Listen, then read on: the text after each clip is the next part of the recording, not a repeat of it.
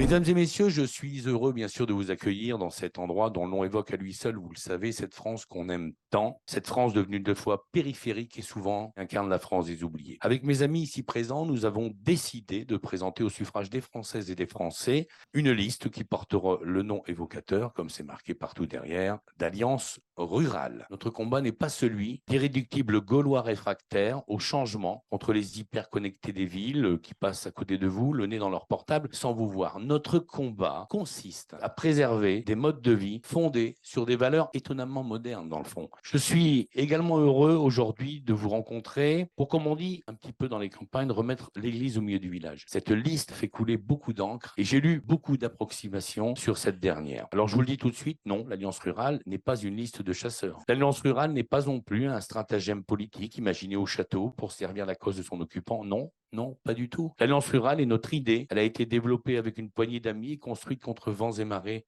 depuis de longs mois. J'attendais avec impatience de venir vous dire aujourd'hui que nous sommes d'abord tous des gens apolitiques. C'est très important. Nous représentons simplement la vie quotidienne des Françaises et des Français. Fiers de ce que nous sommes, avec pour seul bagage politique, dans le fond, notre histoire personnelle, garantissant dans le fond, là aussi, notre liberté de penser et d'agir en nos âmes et consciences. Nous ne sommes pas les soldats occultes d'un parti politique et nous ne suivrons que notre bon sens paysan dans la défense des intérêts des gens que nous représenterons à cette élection. Pour nous défendre, nous ne transigerons pas. Nous ne sommes pas à vendre. Notre ambition, dans le fond, est très simple. Une ruralité vivante, une ruralité active, libre, respectée. Je n'accepte pas cette forme de marginalisation, assortie d'humiliation toujours plus forte aujourd'hui vécue par les ruraux dans leur vie quotidienne. Nous aurions, et c'est vrai, pu d'ailleurs rester tous chez nous, dans notre zone de confort, à attendre, dans le fond, que meurent à petit feu nos espoirs et nos derniers rêves, en confiant à d'autres notre destin, comme nous le faisons tous depuis de trop nombreuses années. Nous avons perdu, c'est vrai, notre confiance à mettre nos vies dans les mains de personnes qui, pour la plupart, sont devenues hors sol et dont les convictions sont dorénavant liées à l'influence malsaine des minorités idéologiques. Je n'accepte pas que les ruraux se sentent comme des citoyens aujourd'hui de seconde zone. Le mode de vie rural est une valeur d'avenir,